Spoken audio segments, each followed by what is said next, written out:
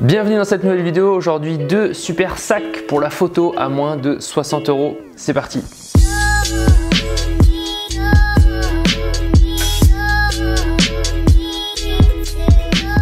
Je vais vous montrer deux super sacs pour la photo qui coûtent moins de 60 €. Je vous en montre deux et je garde mon préféré pour la fin et j'ai aussi une surprise sympa pour la fin aussi. Ok, on commence avec celui-ci, c'est un sac urbain plutôt, et ce qui est bien c'est que c'est un sac photo, mais il n'y a pas écrit « Venez m'agresser pour me voler ». On dirait pas vraiment que c'est un sac photo, à moins qu'on soit assez connaisseur. Pour dynamiser ce test de sac photo, je propose des intermèdes très intenses, un thriller assez explosif qui met en scène les sacs à dos. Merci. Ce qui est bien c'est que c'est un tissu qui est déperlant, donc si jamais il pleut, l'eau est censée ne pas rentrer à l'intérieur. Attention, déperlant, ça ne veut pas dire qu'on peut le foutre complètement dans l'eau et faire des photos sous-marines avec en espérant que tout reste sec. Je trouve que ça absorbe quand même pas mal, donc ça a beau être annoncé comme déperlant, on vient de le pulvériser avec de l'eau et il a fait un peu éponge, donc il reste mouillé. Je pense que ce sac, à partir du moment où il y a une petite pluie, il va falloir le recouvrir du sac à pluie, de la housse à pluie, parce que voilà, même annoncé comme déperlant, il absorbe quand même un peu d'eau, quoi. Une première petite poche, on l'ouvre avec un clic, après on a un petit zip derrière. Voilà, et ce qui est bien et que j'aime bien dans ce sac, c'est qu'il y a toujours des petits compartiments. Je suis assez fan de tous ces petits compartiments puisqu'on peut toujours y mettre quelque chose pour mieux s'y retrouver. Je sais pas, des clés, des batteries, des piles, peu importe. Ça, c'est vraiment super pratique.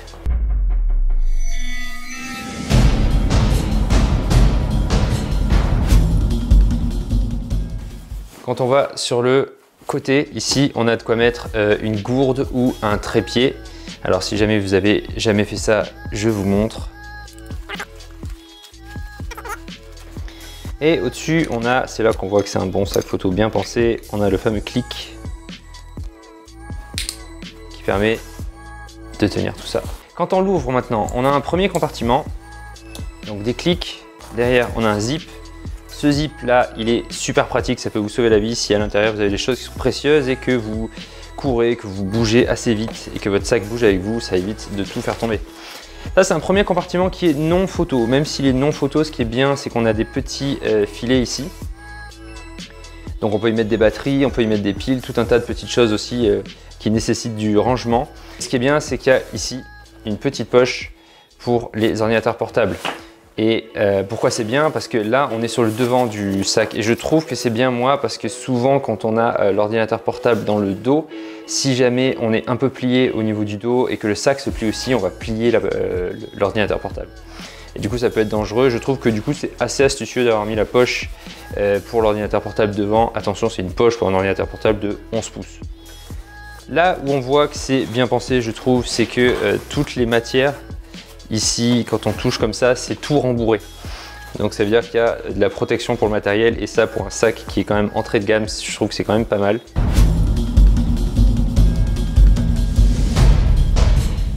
Ici, on a une poche sur le côté.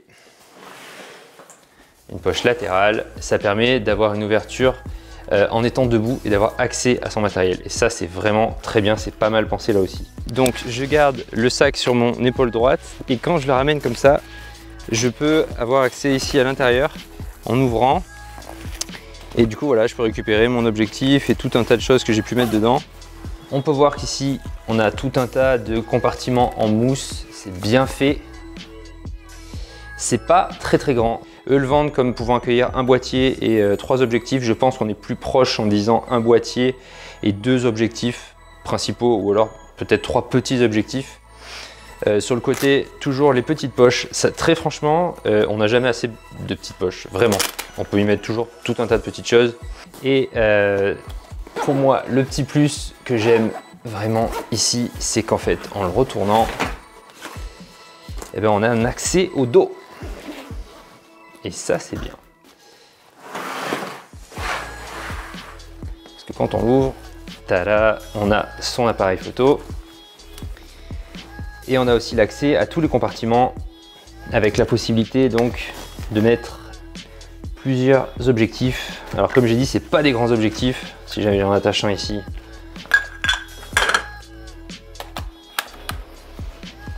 Tac. Après, si ça rentre pas, on peut toujours modifier soi-même les compartiments. C'est ça qui est bien, parce que du coup, en fonction de son matériel, on peut régler soi-même. Voilà, donc là, je peux coucher mon objectif qui rentrait pas autrement.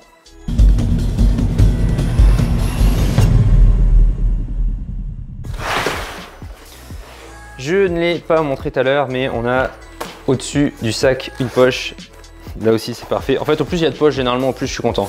À l'intérieur, ils nous ont mis un sac, une housse pour la pluie, un sac à pluie, j'appelle ça. Donc c'est très bien parce qu'on peut recouvrir le sac d'une housse à pluie s'il pleut et protéger le matériel. Et à l'intérieur, une poche, tout ce qu'il y a de plus simple. On voit pas de téléphone, portefeuille, etc. Et ce qu'on peut lui reconnaître de bien aussi, c'est que tout simplement il est beau, en fait il présente bien. Et j'aime bien moi les sacs photos qui ne ressemblent pas nécessairement à des sacs photos. Ça permet d'être, je sais pas, d'ajouter peut-être un petit peu d'élégance et de pas écrire sur son front qu'on est en train de faire une séance photo. Moi je trouve ça bien. À mon sens, c'est un bon sac photo parce que j'ai vraiment le sentiment que mon matériel est bien protégé. Il y a beaucoup de rembourrage, c'est plutôt rigide aussi à l'intérieur. Ce qui est bien et pas bien, c'est que c'est un petit sac photo. Donc si jamais, je sais pas, il faut prendre des transports en commun ou il faut pas être trop chargé parce qu'on peut pas, bah voilà, je pense que ce sac est bien. C'est un petit litrage, il fait 16 litres. Ici, on a 40 cm, 16 et 25. Donc c'est voilà un petit sac. Si jamais on a besoin de faire une séance photo avec son boîtier et peut-être deux objectifs différents, ben je pense que ça remplit parfaitement sa fonction. Voilà pour ce petit sac de 16 litres, mais attention, celui que je voulais vous montrer et qui est vraiment mon préféré, c'est celui-ci. Je suis super fan de ce sac. Il a un design totalement hors norme pour moi. J'ai jamais eu ça ailleurs en fait. Autant le premier sac, on pouvait dire que c'était un sac urbain. Celui-ci, j'appellerais ça un sac extérieur, presque même expédition. Tant les fonctions qu'il a, vous allez voir, sont vraiment hyper poussées, je trouve. Voilà, donc une matière qui est super résistante et qui permet à l'eau de ne pas rentrer. Ça, quand on a un matériel photo dans un sac, c'est juste déjà énorme. Donc fonction remplie. Pourquoi c'est un sac extérieur et que je trouve assez expédition? Il y a même des bandes réfléchissantes ici. Je trouve ça vraiment super important. Donc ça va permettre de renvoyer la lumière si jamais on est en train de travailler la nuit. Et voilà, ça peut m'arriver, en train de faire des photos d'extérieur. Ici, on a une boucle en métal. Donc super solide. Ici la sangle, et vous allez voir pourquoi elle peut s'étirer assez loin. Pareil, encore une bande réfléchissante sur la sangle même. Rapidement, du point de vue extérieur, on n'a pas énormément de poches. C'est plutôt sobre. Donc deux poches devant qui sont les mêmes d'un côté comme de l'autre. Voilà, à l'intérieur c'est juste une poche toute simple. Donc on peut y mettre un peu ce qu'on veut. Comme je disais précédemment, les poches c'est super important. Ça permet vraiment de ranger et classer son matériel. Et souvent on travaille dans l'urgence et donc ça permet de s'y retrouver plus facilement. Sur le côté, on a l'indispensable, la poche trépied ou la poche gourde, vous mettez un peu ce que vous voulez, dans tous les cas c'est super utile. Pour ces poches, et là aussi c'est pour ça que je parlais d'un sac d'expédition, parce que je trouve que c'est vraiment poussé jusqu'au bout.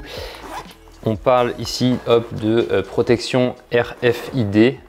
Donc c'est la capacité qu'a le sac à contrer les méthodes pour mémoriser et récupérer des données à distance. Une des choses qu'on peut dire aussi avant de l'ouvrir, c'est que c'est plutôt bien pensé là aussi pour le dos.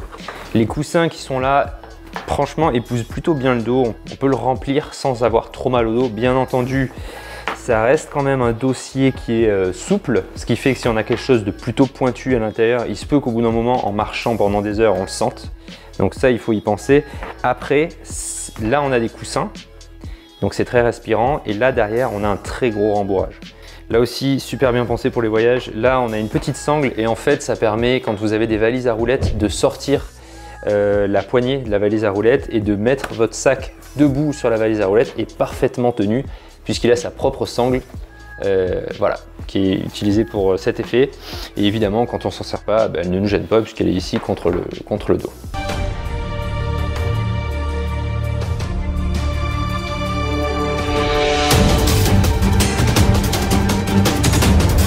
Quelque chose de bien là aussi, il y a plein de choses, il y a plein de choses qui sont bien sur ce sac. Ici, on a un système de sangle anti-vol. Je trouve ça pas mal parce qu'en fait, on peut le décrocher en tournant la sangle. Si j'y arrive, voilà, tac. Donc là, j'ai enlevé ma sangle et il faut imaginer par exemple que vous êtes assis sur un banc et pendant que vous lisez, que vous êtes en train de voir vos photos sur votre appareil photo, ben, vous pouvez décrocher votre sangle comme ça rapidement, passer la sangle autour de la barre du banc, hop, et refermer votre sac. Ce qui fait que si quelqu'un avait l'intention de courir, agripper votre sac et se barrer avec votre sac en courant, et ben là, il ne pourra pas grâce à ce système anti-vol. Je trouve ça vraiment bien. On termine les poches extérieures par cette autre poche qui est latérale ici. Et quand on l'ouvre, déjà j'aime bien ce système d'ouverture comme ça. Je trouve ça assez solide. Hop. Et quand on ouvre, eh bien tada, on a accès au compartiment à l'intérieur.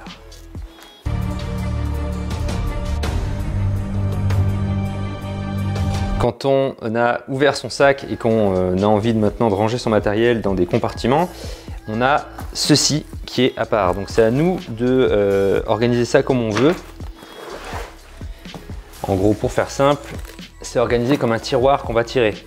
Donc ce tiroir, on va pouvoir lui mettre des compartiments. On va mettre les petits sur les côtés.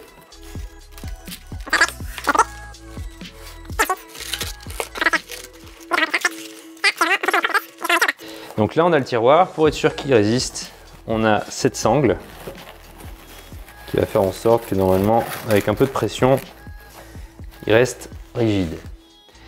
Et ça va sur la poche latérale, ça va dans la poche latérale qui est ici. Hop. On peut mettre le boîtier au centre. Pourquoi pas un petit objectif dans le fond. Hop, un autre objectif devant, tac, refermé avec la poche latérale, tac, et on a accès au tiroir. Et donc on peut sortir tous les objectifs qu'on a mis, les boîtiers, on a un accès assez facile comme ça. Et après quand on a terminé, ben, on referme. Et on n'a pas eu besoin en fait de sortir son sac de ses épaules pour avoir accès à son matériel. Ça c'est pas mal. Ce sac aussi est fourni avec son sac à pluie, sa housse de pluie. Donc vraiment très bien parce que si dans un premier temps il était déjà super au niveau du tissu en lui-même, on peut quand même rajouter un sac à pluie pour être sûr qu'on n'aura pas d'eau sur son matériel. Ça c'est parfait. On vient de faire le test du pulvérisateur d'eau sur ce sac et là c'est remporté haut la main, vraiment il n'y a absolument rien à l'intérieur. Dehors l'eau elle glisse dessus, elle s'y arrête pas, il n'y a pas de système d'éponge donc c'est vraiment un tissu qui est parfait pour un sac photo. Ça se déchire pas et ça absorbe pas l'eau. Donc voilà, mission accomplie. Ok, voyons voir ce qui se passe maintenant à l'intérieur. On ouvre cette boucle en métal, encore une fois, l'impression est vraiment géniale. Super solide. Ici on a un zip, je trouve ça très bien, vraiment. On a encore une poche à ordinateur.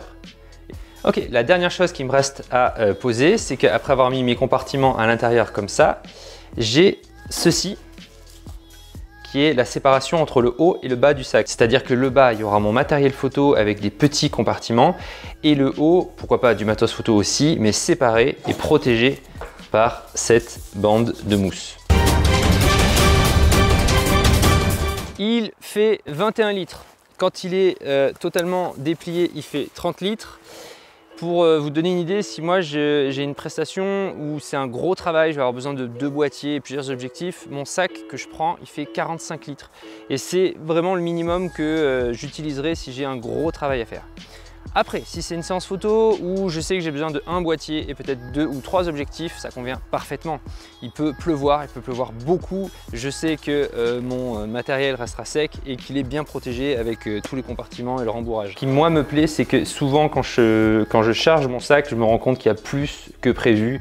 Et du coup, en fait, l'idée d'agrandir à volonté mon sac me plaît énormément. parce que très franchement, j'ai toujours plus de matériel que prévu. J'ai aucun doute que dans 10 ans, après l'avoir utilisé un paquet de fois, il sera toujours là, parce que très franchement, une matière comme ça, on le sent, c'est de bonne qualité, vraiment. Donc ça pourra tomber, ça pourra prendre des égratignures en pleine nature ou quoi, et je pense vraiment qu'il sera toujours là. Les couleurs sont marrantes, c'est plutôt moderne, et j'ai jamais vu un sac comme ça, donc il est assez unique. J'ai une super impression de ce sac, et très franchement, pour moins de 60 €, je crois que ça n'existe pas, qu'on ne peut pas trouver une qualité pareille à moins de 60 €. La bonne surprise que je vous ai promise en début de vidéo, c'est que vous avez 10% de promo. Donc je vous donne un code promo qui est écrit sur mon blog. Le blog, je vous le donne en description. Et ce qui est intéressant de savoir, c'est que du coup, vous avez 10% sur Amazon, mais aussi le site KF. Et ce qui est bien, c'est que des fois le site KF est moins cher qu'Amazon. Donc vérifiez les deux, et souvent aussi il y a la livraison gratuite vers la France. Merci d'avoir regardé cette vidéo. Si ça vous a aidé dans votre choix de sac à dos, ou si vous avez simplement apprécié de la regarder, pouvez-vous, s'il vous plaît, écrire un commentaire pour que je puisse remonter dans les résultats YouTube. Merci infiniment, et à la prochaine vidéo.